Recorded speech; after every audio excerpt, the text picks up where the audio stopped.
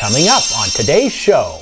With working remotely with a team of people, it's just ensuring that there's still connection. But the one thing I don't miss from working at the office is people coming up and just kind of interrupting, because interruptions are big when you're in person. For some, especially some one-on-one conversations that are maybe more sensitive, maybe more confidential, it's not always the best channel. How to organize and manage remote teams today on Keeping You Organized.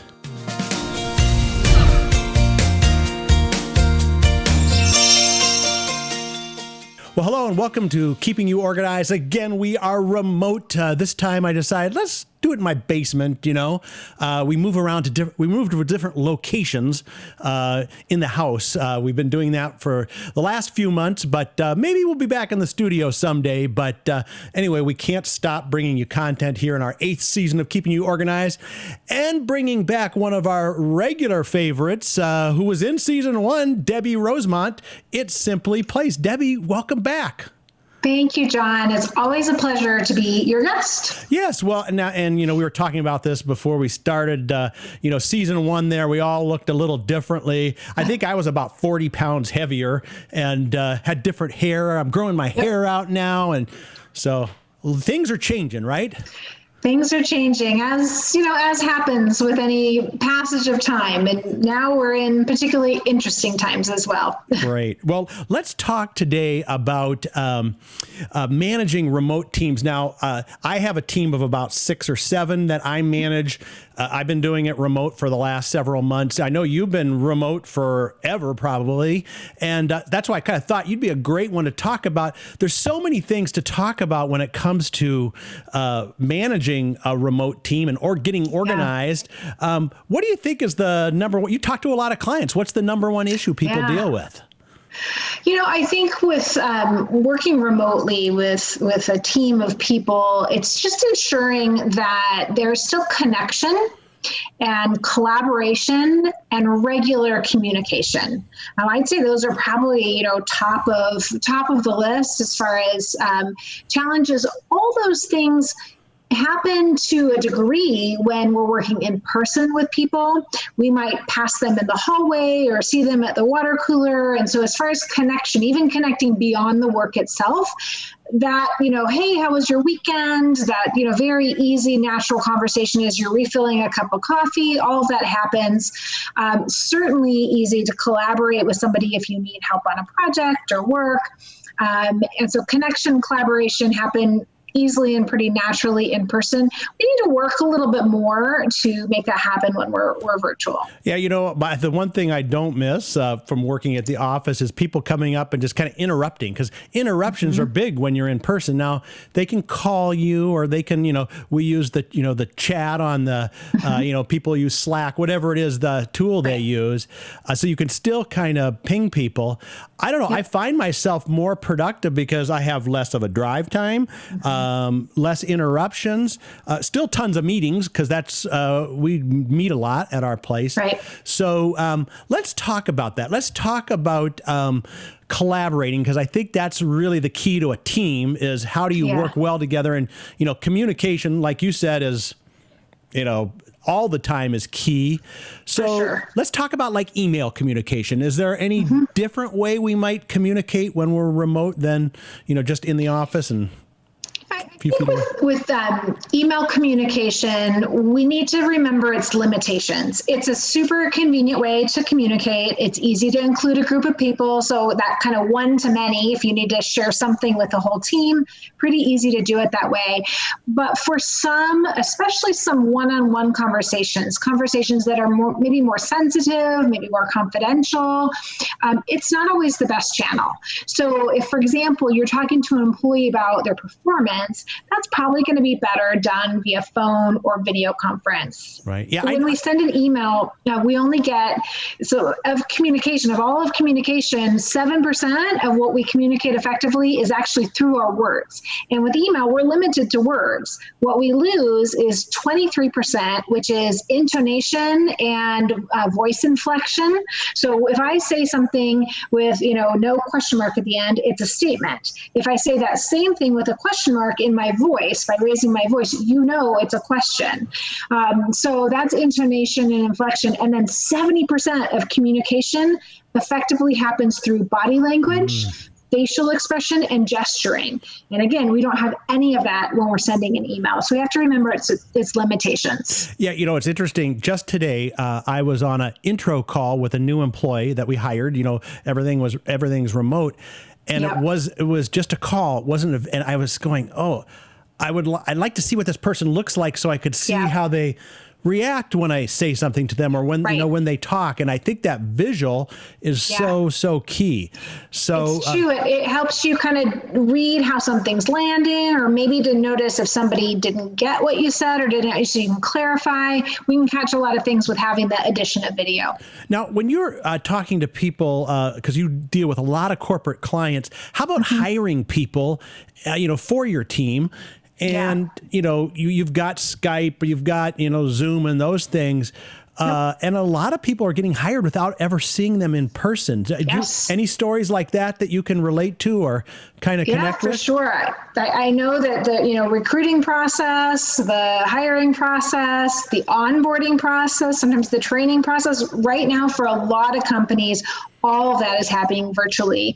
I think it's taking the practices that you had in place that worked well in person and trying to emulate those virtually. So if it was part of your hiring process to, start with an interview with a particular person, maybe it's somebody in HR, you'd still do that.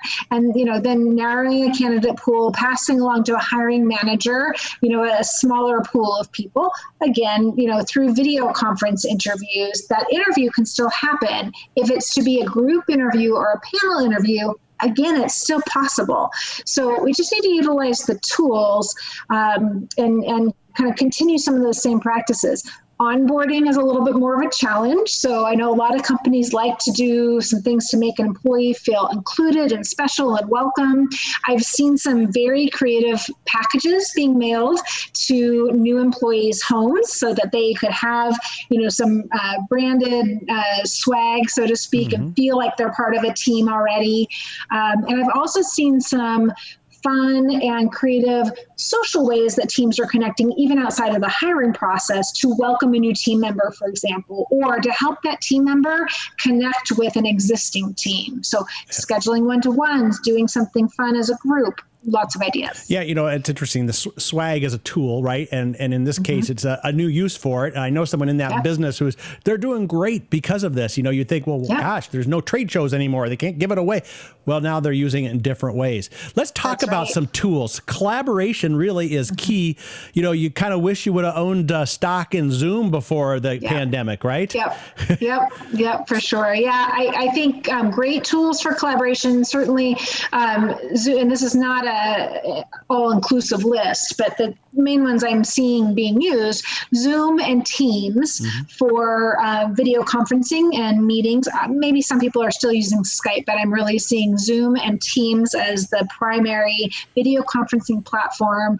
Teams and Slack are tools that I'm seeing companies using for kind of that project management, collaboration, where you can have different channels, you can have different people involved in different groups, carrying on conversation, sharing documents, sharing components of a project and moving something forward. CRMs are, very important. So really any cloud-based tool where multiple employees can see where something's at, can update and get information. So an example is a CRM. Shared calendars are important. Shared filing systems for easy access to up-to-date documents. Right. And then there's some features like in Teams and in Zoom, where if you need to collaborate kind of in real time, you can bring up a whiteboard and you can whiteboard and brainstorm something just like you might be able to in a boardroom or a conference room with writing up on a whiteboard that way too. Yeah, that's a great list. I think tools really help us do. And again, we had all these tools before, but the not having the human interaction like face to face in the same room, it really has changed the game. Well, we're going to take a quick break here. And when we come back, there's some other things I want to talk about. I want to talk about meetings because we can't get away from those. I also want to talk about the personality, the psyche of the person, because I know from my team, there's some people that love working at home and there's some that hate it. And how to, as a manager, do you assess those things and deal with them? So we're with Debbie Rosemont. It's Simply Place, talking about how to organize and manage remote teams, and we'll be right back. The Organized Home Office from myorganized.life. When you work from home, your workspace doesn't have to be bland and boring. Brighten up your home office with organizing solutions from myorganized.life. It's just for you. myorganized.life. myorganized.life. We're back now on Keeping You Organized, talking about how to organize and manage remote teams. And this is a big topic right now during the pandemic, at least when this was recorded. And we have Debbie Rosemont. It's Simply Placed. Debbie, so before the break, we were talking about some of those collaboration tools. We're talking about communication. Another thing that happens with teams is meetings. Yeah. So what do we do about meeting? I know we've had a podcast on this too. We could probably go back and listen, right? We've got to stop meeting like this. Yes. So here's the good and bad news is that podcast still applies. So, and I say that's good and bad news, and that we expect maybe that things really need to be different with meetings remotely. And there are some differences, but many of the key things that make meetings productive in person also need to be in place to make them productive remotely or with remote teams as well. So things like making sure you're including or inviting the right people that need to be there and for whom it's going to be a good use of time. Making sure they know why they're there so that they know it's going to be a good use of time, and that if there's anything they need to do to prepare ahead of time, they're ready. Making sure that there's an agenda. So, letting people know what to expect. Here's what we're going to cover, right? Utilizing the technology and the tools is a good idea, including, how do we keep people on track? So if a conversation starts to go sideways, and this is something that would be better to cover someplace else, do we have a way to capture that, like a parking lot? We talked about that in the in-person meetings. And then at the end of a meeting, making sure that people know what to expect or what's expected of them after they leave the meeting. So who's responsible for what and by when? Having that ownership and accountability shared is important. With remote meetings, I think the other components to consider is, are you asking people to have their video on? If it's going to be a video conference, does it matter to you if video's on or off? Are you tolerant of if video is on and there's a toddler that comes running behind me? Is that okay? Are we letting people know they don't have to apologize all the time for life that's happening? Because that is, some of our team members' realities is that they are now homeschooling or kind of parenting if they don't have their daycare anymore. And so just really, that's a benefit of virtual meetings, is that we kind of we have this new window into people's lives and we get to know them a little bit better. But that's something to consider too. Video on, video off. How are people more engaged? How do they feel best? Yeah. That's another consideration. I think it's interesting. I have a couple stories with the one, we have a team meeting, and just the way people have some of their house set up. One of our team members has their window behind them that is so bright that, I have a window behind here, but it's kind of way back there, but they're dark. You can't even see them. You can see their window. But the collaboration thing that I like that my boss does when we have a meeting is he pulls up an email on the screen share, addresses it to everyone in the meeting, and he is like putting the action items in the email, and then, okay, we're all done. Great. He hits send on the email, and immediately we all have the action items. Yep. I think that's a great tip. That's brilliant. It's a good use of time. And you also, if you can see that being typed and he types, John is responsible for hiring 5 new people by the end of the week. Yes. And you're like, wait. What I heard us say was that I would interview 5 people. Right. That's different. So you can catch that in the moment. I think when we're managing and organizing remote teams, clarity is so important. Again, when we're in person, maybe that comes easier, but making sure that we're, heard and understood, and getting people maybe to verify. So what is the next step you're going to take? That could be important as well. Right. Well, let's move on to this concept of people's personality, their work ethic, their work type. And, some people just want to hang out around the water cooler and want people interaction. They don't want to be by themselves in the house, all day long. Maybe they don't have kids that are. So how do you manage employees who, are like that? And then how do you manage the employees that love this and don't ever want to really go back to the office because it's like, I'm really cruising here. Right. I think it's important to get to know your employees, right? And to know, there's some great personality tests out there that, can help you understand if somebody's more of an introvert or an extrovert. That's how they gain energy. Are they energized by people around them and the social connections, or are they energized by quiet and self-reflection and working by themselves? And then there's everything in between, right? And some people need a combination of both. So yes, personality tests exist, but you can also just ask. And I think that is probably a manager's best tool for organizing their team is regular, open communication. Just ask. So checking in with employees on a regular basis, both privately and as a team. So I know with my employees, we have a weekly team meeting. It's just it's a Monday morning, kind of at the start of the week, touch base meeting where we talk quickly about what the priorities are for the week, how things moved forward the week before. We're checking in. But at the beginning of that, I like to ask, how was your weekend? How are you doing?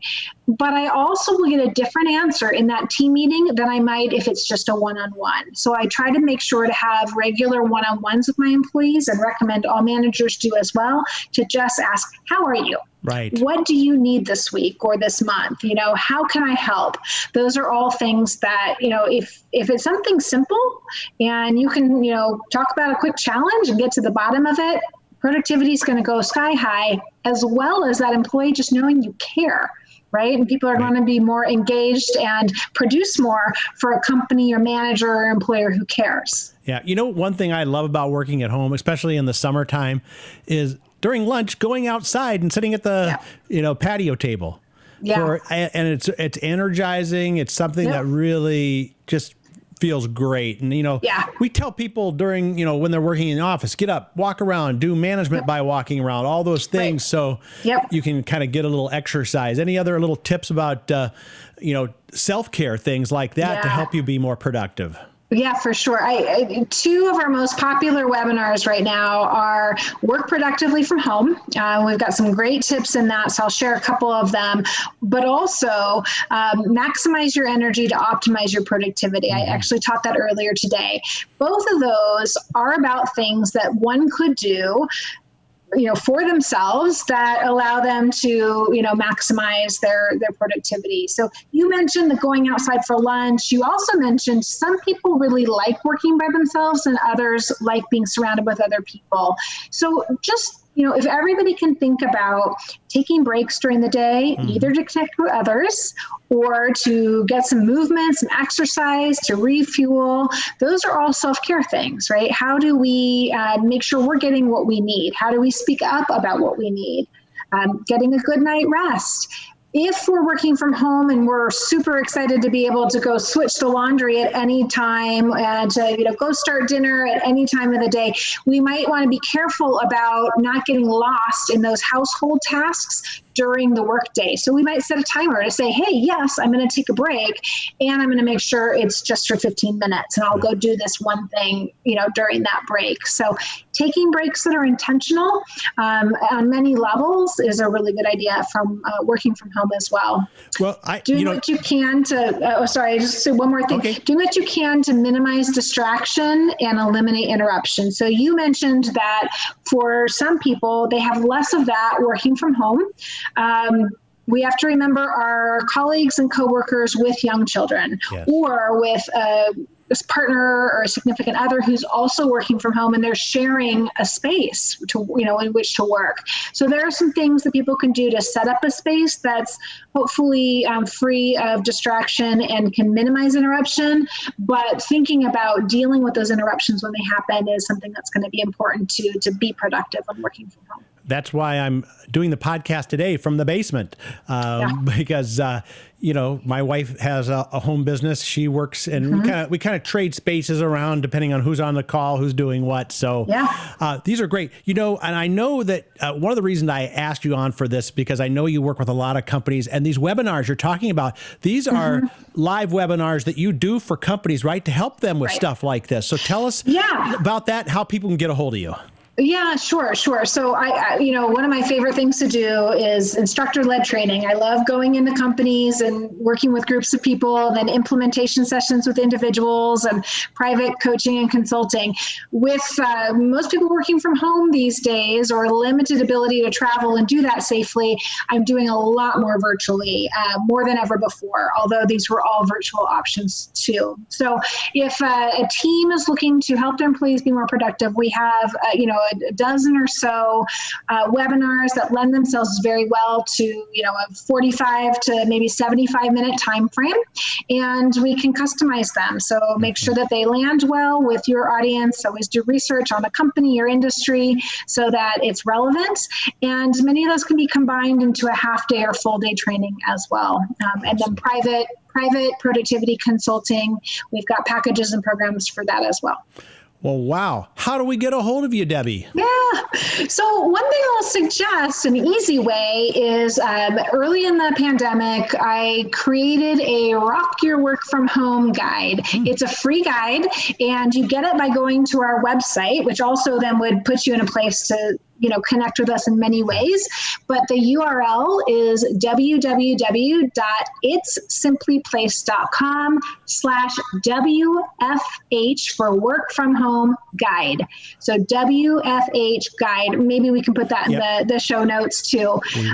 But that'll take you to a page. You can sign up for that guide. It'll be emailed to you. And while you're there, you'll see social media links and other places to connect. But that could be a really good place to start. Great. Well, Debbie, so good to be on with you here. And what people don't realize is we've been doing this podcast for 8 years virtually.